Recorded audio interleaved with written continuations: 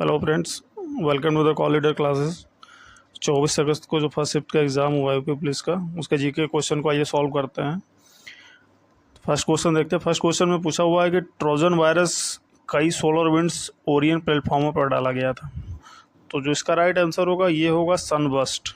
ठीक है, तो इसका ऑप्शन सी सही होगा। सेकेंड नंबर क्वेश्चन देखते हैं। उसमें पूछा हुआ है कि पृथ्वी के प्रथम सुपर कॉन्टिनेंट का क्या नाम है। तो जो हमारा पहले पृथ्वी हुआ करता था उसको हम पैंजिया बोला करते थे, और पैंजिया ही दो भागों में टूट गया, जिसको गोंडवाना लैंड और अंगारा लैंड बोला जाता था। इसका आंसर क्या हो जाएगा? सी। क्वेश्चन नंबर थर्ड देखते हैं। क्वेश्चन नंबर थर्ड में पूछा हुआ है कि कौन सा संगठन दुनिया के सबसे गरीब विकासशील देशों को ऋण और अनुदान प्रदान करता है। तो गरीब देशों को जो ऋण और अनुदान प्रदान करने का काम करता है ये कौन करता है? वर्ल्ड बैंक करता है। तो ऑप्शन सी सही हो जाएगा। आइए चलते हैं क्वेश्चन नंबर 4 पे। क्वेश्चन नंबर 4 पे पूछा हुआ कि वेदों में मानव अधिकार को निम्नलिखित अवधारणा से दर्शाया गया है। तो जो वेदों में मानव अधिकार का जो अवधारणा था वो समानता था, इक्वालिटी था। तो ऑप्शन नंबर ए सही हो जाएगा। क्वेश्चन नंबर 5 पे चलते हैं, जिसमें पूछा हुआ है कि हर वर्ष किस दिन विश्व कला दिवस मनाया जाता है। तो जो हमारा वर्ल्ड आर्ट डे मनाते हैं वो 15 अप्रैल को मनाते हैं। तो इसका हो जाएगा ऑप्शन ए। क्वेश्चन नंबर 6 पे चलते हैं। इस पे पूछा हुआ है कि भारतीय संविधान का अनुच्छेद 352 मुख्य रूप से संबंधित है। तो 352 किससे संबंधित है? नेशनल इमरजेंसी से। तो इसका ऑप्शन हो जाएगा डी। आइए चलते हैं क्वेश्चन नंबर 7 पे। इसमें पूछा हुआ है कि महिलाओं और SC/ST समुदायों में जो हमारा उद्यमिता को बढ़ावा देने के लिए भारत सरकार द्वारा कौन सा कार्यक्रम शुरू किया गया था। तो ये शुरू किया गया था स्टैंड अप इंडिया। तो इसका ऑप्शन ए सही हो जाएगा। ठीक है, क्वेश्चन नंबर 8 पे चलते हैं। इसमें पूछा हुआ कि विजयनगर साम्राज्य की स्थापना 1336 में किसके द्वारा की गई थी। तो ये सबसे बहुत आसान क्वेश्चन है। इसमें इसका आंसर क्या हो जाएगा? हरिहर और बुक्का। हरिहर और बुक्का ने 1336 में विजयनगर साम्राज्य की स्थापना की थी। तो इसका ऑप्शन सी सही हो जाएगा। क्वेश्चन नंबर 9 पे पूछा हुआ है कि मेगा सिटी जिनकी जनसंख्या किससे अधिक होती है। तो मेगा सिटी किसको बोला जाता है? जिसका पॉपुलेशन 10 मिलियन यानी 1 करोड़ से ज़्यादा हो जिस सिटी का, तो उसको हम बोलते हैं मेगा सिटी। तो इसका ऑप्शन क्या हो जाएगा? सी।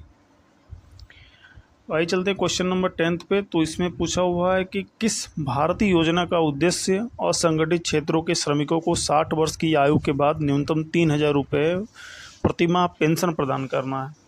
तो ये जो हमारा योजना है ये है प्रधानमंत्री श्रम मानधन योजना। इसमें क्या है कि आप 50 रुपये से 200 रुपये प्रीमियम पे जब आपकी एज 60 वर्ष पूरी हो जाएगी तो आपको जो है 3000 का पेंशन मिलेगा। तो इसका ऑप्शन क्या हो जाएगा? ए हो जाएगा।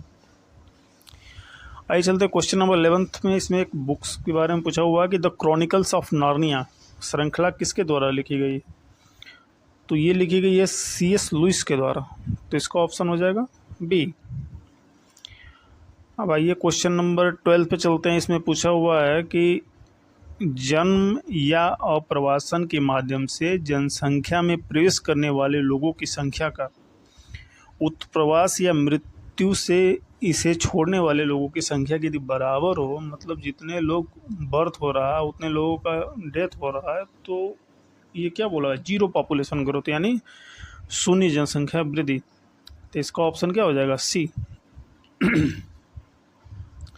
आइए चलते क्वेश्चन नंबर 13 पे। 13 में पूछा हुआ है कि भारतीय तकनीकी और आर्थिक सहयोग ITC का कार्यक्रम का क्या उद्देश्य है। इसके नाम में लिखा हुआ है कि भारतीय तकनीकी और आर्थिक सहयोग।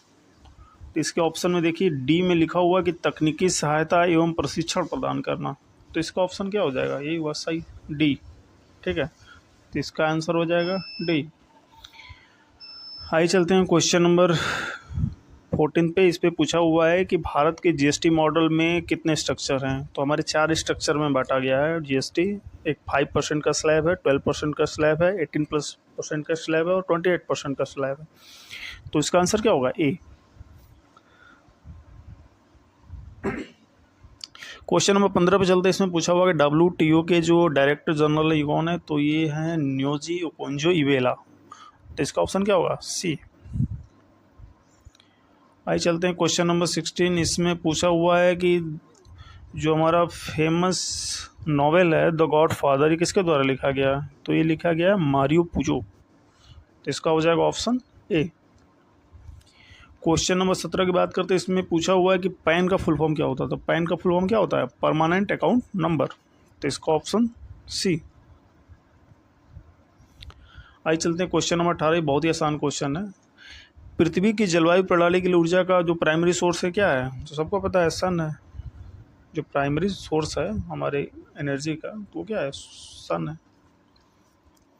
आइए चलते क्वेश्चन नंबर 19। इसमें पूछा हुआ कि भारत में वित्तीय आपातकाल घोषणा करने के अधिकार किसके पास है? तो जो हमारा वित्तीय आपातकाल, चाहे कोई भी आपातकाल हो, कौन करता है? ये हमारा प्रेसिडेंट करते हैं। ऑप्शन क्या हो जाएगा? ए। आइए चलते हैं क्वेश्चन नंबर 20। इसमें पूछा हुआ है कि फेसबुक ग्राहक सबसे महत्वपूर्ण सोशल मीडिया मार्केटिंग टूल में से एक के माध्यम से विशेष ऑफर और ऑन डिमांड प्रमोशन के बारे में पता लगा सकते हैं। तो ये जो प्रमोशन और ऑफर का काम होता है फेसबुक में, इसको बोलते हैं चैटी पीपल।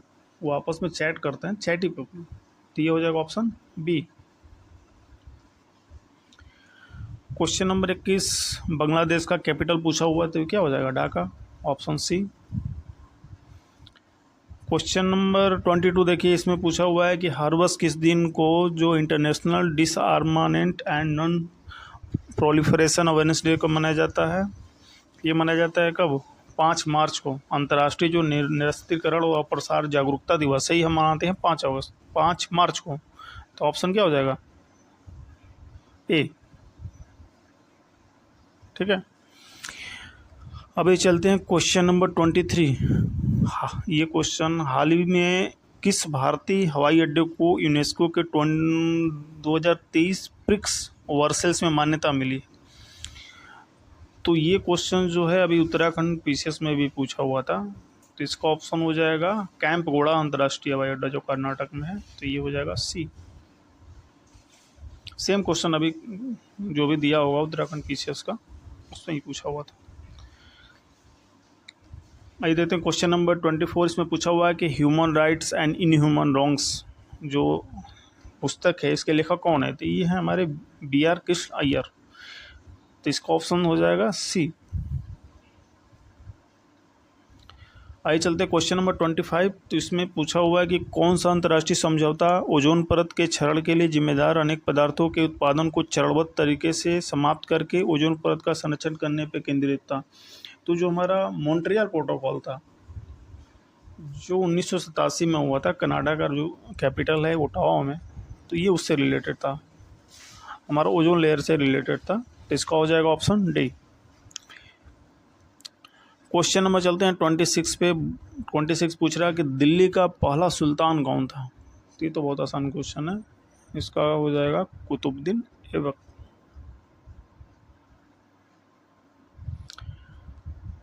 क्वेश्चन नंबर 27 पूछा हुआ कि नाइट्रोजन की खोज किसने की? ऑप्शन है Benjamin Franklin, Carl Branch, Daniel Rutherford, Richard Gatling.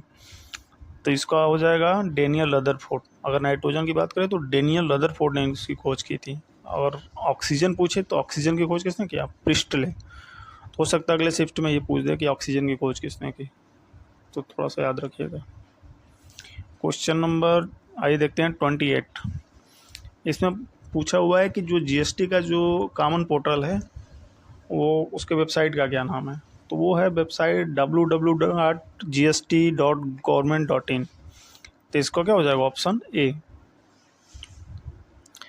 Question number 29 पूछा हुआ कि किस पर्वत को ब्लू माउंटेन बोला जाता है? Nilgiri, mount Everest, Himalaya, Fuji पर्वत। माउंट फूजी तो ठीक है, माउंट एवरेस्ट को तो सागर माथा बोलते हैं। इसका ऑप्शन क्या हो जाएगा? नीलगिरी। नीलगिरी को हम क्या बोलते हैं? ब्लू माउंटेन भी बोलते हैं। तो ऑप्शन नंबर ए। ठीक है। अब क्वेश्चन नंबर 30 पूछा हुआ है कि व्यापार घाटा यानी ट्रेड डेफिसिट से क्या अभिप्राय है? तो ट्रेड डेफिसिट कब होता है? जब हम, ठीक है, मतलब जो चीज़ें हम आयात कर रहे हैं वो ज़्यादा हो निर्यात से, तो उसको हम बोलते हैं कि ट्रेड डेफिसिट है। तो इसका किस ऑप्शन में है? तो ये हो जाएगा सी। यानी जब किसी देश के आयात उसके निर्यात से अधिक हो जाता है तो उसको क्या बोलते हैं? Trade deficit. आइए चलते हैं लास्ट क्वेश्चन पे। इसमें पूछा हुआ है कि उत्तर प्रदेश में कुश्ती के पारंपरिक रूप का नाम बताइए जिसमें कुश्तीबाज विशेष रूप से मिट्टी तैयार के गड्ढे अभ्यास करते हैं, जिसे अखाड़ा कहा जाता है। तो अखाड़ा में सबको पता है कि कुश्ती और पहलवानी होता है। तो इसका हो जाएगा ऑप्शन डी। ठीक है। अच्छा, आगे भी क्वेश्चन है। क्वेश्चन नंबर चलते हैं 32 पे। 32 में पूछा हुआ है कि किसी संस्था ने रेत और धूल तूफान, कृषि में समन, अनुकूलन नीति और जोखिम प्रबंधन उपायों के लिए एक गाइड शीर्षक रिपोर्ट जारी की। तो कौन किया? तो ये हमारा कौन कर सकता है? FAO। ठीक है, आइए चलते हैं नेक्स्ट क्वेश्चन पे।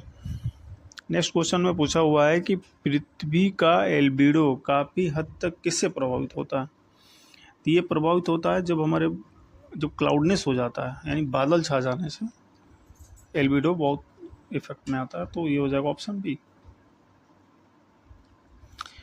क्वेश्चन नंबर 34, ये बहुत आसान क्वेश्चन है कि डीएनए का संरचना खोज किसने की? तो वाटसन क्रिक किए थे। तो जेम्स वाटसन और Francis Crick, option B. Question number 35, देखिए किस बैंक ने भारत में डिमोनेटाइजेशन का समर्थन किया? तो देखिए बाकी सब बैंक जो है, बैंक ऑफ इंडिया हो गया, चाहे भारतीय स्टेट बैंक हो गया, चाहे सेंट्रल बैंक ऑफ इंडिया, ये कमर्शियल बैंक है। तो कमर्शियल बैंक होगा नहीं, और ये हो जाएगा हमारा भारतीय रिजर्व बैंक, क्योंकि एक ही सेंट्रल बैंक है। सेंट्रल बैंक कौन सा है? भारतीय रिजर्व बैंक। तो इसका क्या हो जाएगा? भारतीय रिजर्व बैंक, ऑप्शन सी।